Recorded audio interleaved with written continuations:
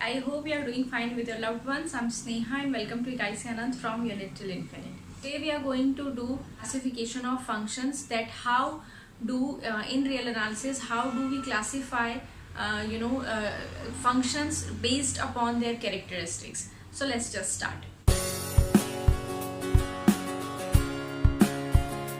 Classification of functions again बहुत छोटी सी चीज़ है, मैं इन डेप्थ नहीं बताऊंगी, बस आपको इतना बता दूंगी एटलीस्ट आपको नाम पता हो।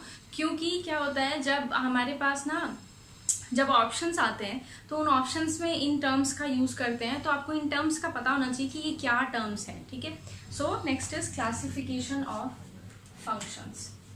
सो मैं बेसिकली इधर छोटा छोटा डायग्राम एक साथ ही बना देती हूँ। First is if you are given with a function, then depending upon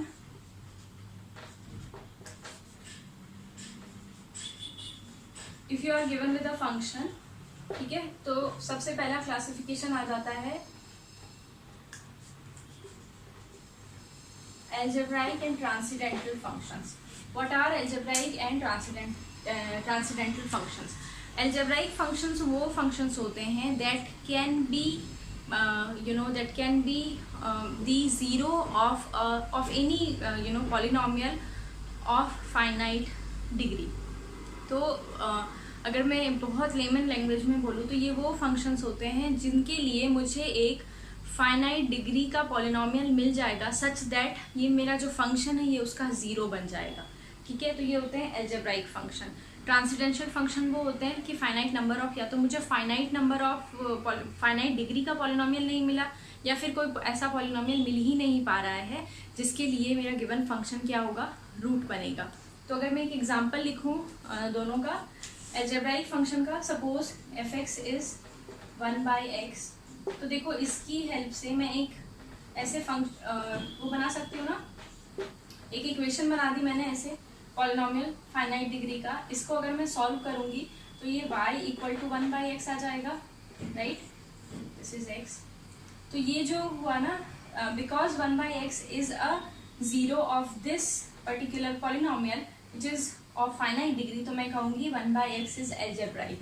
transcendental बहुत सारे हो सकते हैं। ट्रांसेंडेंटल e⁻x को ही देख लो आप, अगर मैं इसका एक्सपेंशन करूँ, you know that this is an infinite series, मुझे कोई ऐसा फाइनाइट डिग्री का कोई पॉलिनोमियल नहीं मिलेगा जिसके लिए e⁻x उसका ज़ीरो बन जाएगा, इसीलिए ये ट्रांसेंडेंटल है। ठीक है, ट्रांसेंडेंटल फंक्शंस। तो ये हो गए हमारे पास algebraic and transcendental functions, the very first classification of function. Cos, sine, tan, ये सब भी ना ट्रांसेंडेंटल फंक्शंस ही होंगे। मॉड एक्स की अगर मैं बात करूँ तो एल्जेब्राइक होगा, क्योंकि मॉड एक्स के लिए जो मेरे को पॉलिनोमियल मिलेगा वो मिलेगा y² - x² = 0। वहाँ मॉड एक्स 0 बन जाएगा मेरे इस पर्टिकुलर पॉलिनोमियल का, तो वो एल्जेब्राइक होगा। ठीक है, इसके बाद हम लोग नेक्स्ट क्लासिफिकेशन पे आते हैं। ये होगी हमारी फर्स्ट टाइप ऑफ क्लासिफिकेशन। ठीक है, second classification, a function can be periodic और नॉन पीरियोडिक, राइट।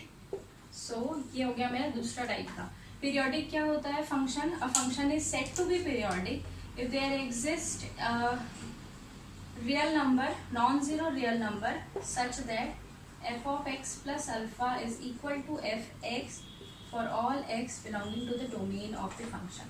तो पीरियडिक मतलब नाम से पता चल रहा होगा, पीरियडिक मतलब होता है वो फंक्शन जो अपने आप को एक फिक्स इंटरवल के बाद रिपीट करता है। जैसे साइन एक्स, आपको पता है साइन एक्स का पीरियड होता है 2π के बाद साइन एक्स अपने आप को रिपीट करने लग जाता है। Such functions are known as periodic function. Non periodic function, if I can not find out any non zero real number और नॉन जीरो रियल नंबर जिसके लिए ये कंडीशन होल्ड करे, तो हम कहते हैं वो नॉन पीरियडिक फंक्शंस होते हैं। जैसे मैं कहूँ polynomial functions, x - 1 it's a non periodic function. ठीक है, पीरियडिक फंक्शंस के लिए एक टर्म हम यूज करते हैं that is fundamental period of a function. So if a function is periodic, next question comes that what is the fundamental period of this function. Fundamental period is nothing but the smallest real number, non-zero real number, such that this condition holds. So इसके साथ जो एक term हम use करते हैं, I should write. So non-periodic function if no such alpha exists, if no such alpha exists. So that functions are known as periodic function. Periodic function के लिए एक टर्म यूज करते हैं हम, that is fundamental period. Fundamental period, and fundamental period का मतलब होता है the smallest alpha such that F X plus alpha equal to F X, where alpha belongs to R and alpha is non zero. ठीक है, तो अगर मुझे तो स्मॉलेस्ट कोई ऐसा real number, non zero real number मिल गया सच दैट वो पीरियड बन जाएगा, मतलब उसके लिए मेरा फंक्शन पीरियडिक प्रूव हो रहा है, तो वो फंडामेंटल पीरियड होगा. ऐसा हो सकता है कि फंडामेंटल पीरियड एग्जिस्ट ना करे although the function is periodic. So periodic functions के साथ दो तरह के केसेस हो सकते हैं, a periodic function with a fundamental period, a periodic function without a fundamental period. हम जब एग्जांपल्स करेंगे तो देखेंगे कि कैसे विदाउट वाला केस भी एग्जिस्ट कैसे कर सकता है. जैसे मुझे पता है साइन एक्स के लिए जो फंडामेंटल पीरियड है वो है 2π. 2π is the smallest number, smallest real number, जिसके लिए वो जो फंक्शन है वो अपने आप को रिपीट कर रहा है. ठीक है, इसी तरह अगर मैं डायरेक्टली फंक्शन की बात करूंगी तो वो मैं यहीं बता देती हूँ ना साथ साथ. जैसे पीरियडिक फंक्शन की बात करूँ ना, डायरेक्टली फंक्शन अभी हमने डिफाइन किया था, क्या था function, F X is 1 when X belongs to Q and 0 when X belongs to Q complement. I have to choose और I have to find out a real number that belongs to R and not equal to 0. So suppose let alpha belongs to Q and alpha is not equal to 0, है ना. Real number choose करना, तो real number दो ही तरह के हो सकते हैं, या तो Q या Q कॉम्प्लीमेंट. तो मैंने एक बार सोचा सपोज एक अल्फा है that is in Q, then what is x plus alpha in general if x belongs to R, then x plus alpha will belong to Q if x belongs to Q, है ना. ये अगर rational है, rational के साथ rational add करा तो rational ही मिलेगा, और अगर ये इर्रेशनल है, x इज इर्रेशनल, तो उस इर्रेशनल नंबर के साथ अगर आप रैशनल नंबर ऐड करोगे तो वो इर्रेशनल ही रहेगा. ठीक है, आई होप समझ में आया होगा, ये बहुत फंडामेंटल चीज़ है. If my alpha is rational और रैशनल को रैशनल में ऐड करूंगी तो मुझे रैशनल मिलेगा. If alpha is rational and I am adding it to irrational तो मुझे इर्रेशनल मिलेगा. इन बोथ द केसेस जो मेरा फंक्शन होगा ना, x प्लस अल्फा की जो वैल्यू होगी वो सेम रहेगी और x belongs to q and q complement. ठीक है, this is nothing but F X. So जितने भी रैशनल नंबर्स होंगे वो मेरे डायरेक्टली फंक्शन के पीरियड्स बन जाएंगे, मतलब जितने भी रैशनल नंबर्स हैं. अब सारे रैशनल नंबर्स में सबसे छोटा रैशनल नंबर निकालना इज नॉट लाइक नहीं निकाल सकते हम. You know that they are, अगर आप सबसे छोटा निकालोगे तो उससे भी छोटा और निकल के एक सामने आ जाएगा आपके पास. आर्किमिडियन प्रॉपर्टी आप अप्लाई कर लो तो इसीलिए ये एक फंक्शन है which is periodic function without a fundamental period, right. So this is how we find out the period of a function, और हमने यहाँ पर देखा डायरेक्टली फंक्शन का पीरियड. ठीक है, नेक्स्ट कम्स, अब मैं इसको रब कर देती हूँ, अलजेब्राइक और ट्रांसडेंटल याद हो गया होगा आपको. नेक्स्ट इज जो थर्ड क्लासिफिकेशन कर रही हूँ मैं फंक्शंस की, वो है even and odd function.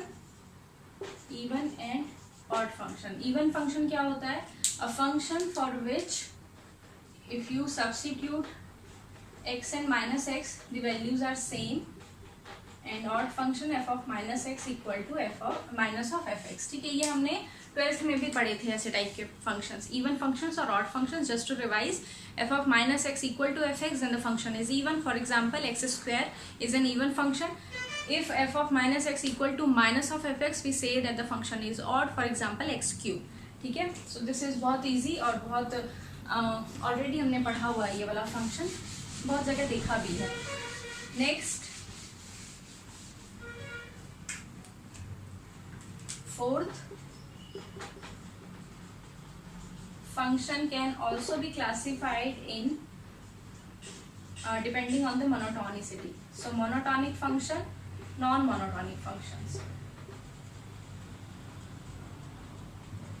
Monotonic functions क्या होते हैं? Monotonic functions basically पहले तो दो तरह के होते हैं, increasing and decreasing. जैसे हमने monotonicity इसकी सीक्वेंस की डिफाइन करी थी, बिल्कुल वैसे ही. सो मोनोटोनिकली इंक्रीजिंग फंक्शंस क्या होंगे, if x1 is less than x2 और equal to f of x1 is less than equal to f of x2, तो मोनोटोनिकली इंक्रीजिंग फंक्शन, इसको इस तरह से लिखते हैं। डिक्रीजिंग फंक्शन बिल्कुल उससे ऑपोजिट हो जाता है, सो दिस इज डिक्रीजिंग फंक्शन।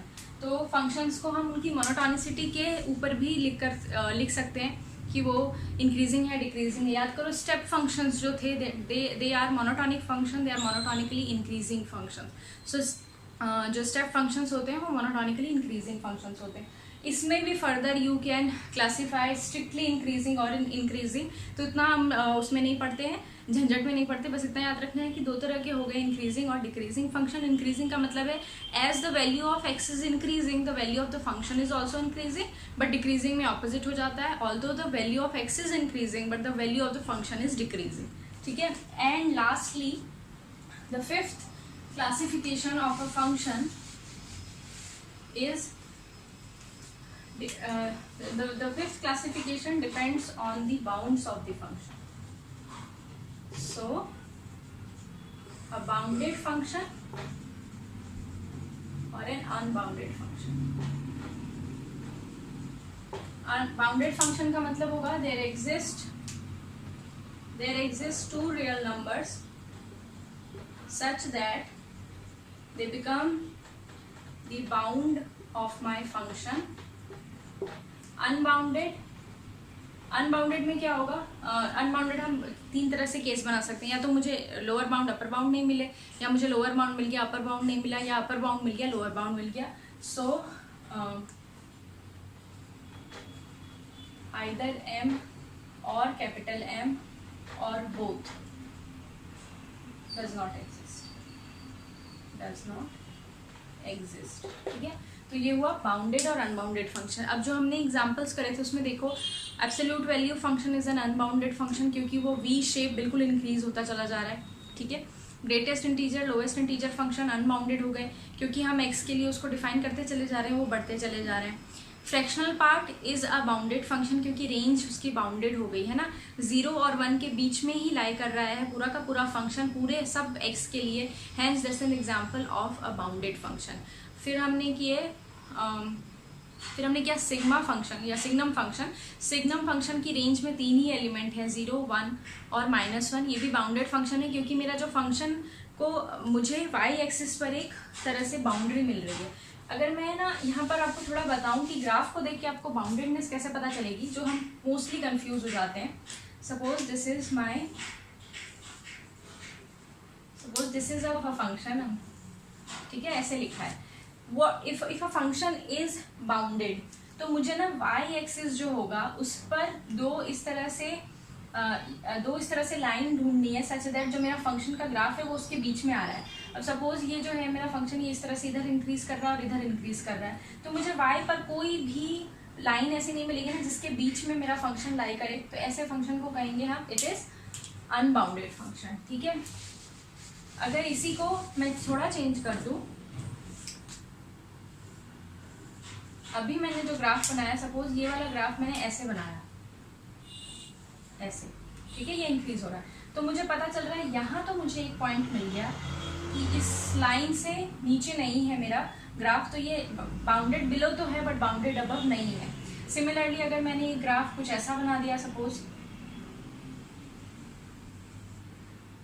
ठीक है, तो यहाँ भी मुझे दिख रहा है कि ये जो है ना ये यहाँ खत्म हो गया, दैट मीन्स ऊपर मुझे एक पॉइंट मिल गया है जिसके ऊपर और ऊपर जाकर के फंक्शन का कुछ भी लेना देना नहीं है, नीचे ही है। That means the function is bounded above but not bounded below.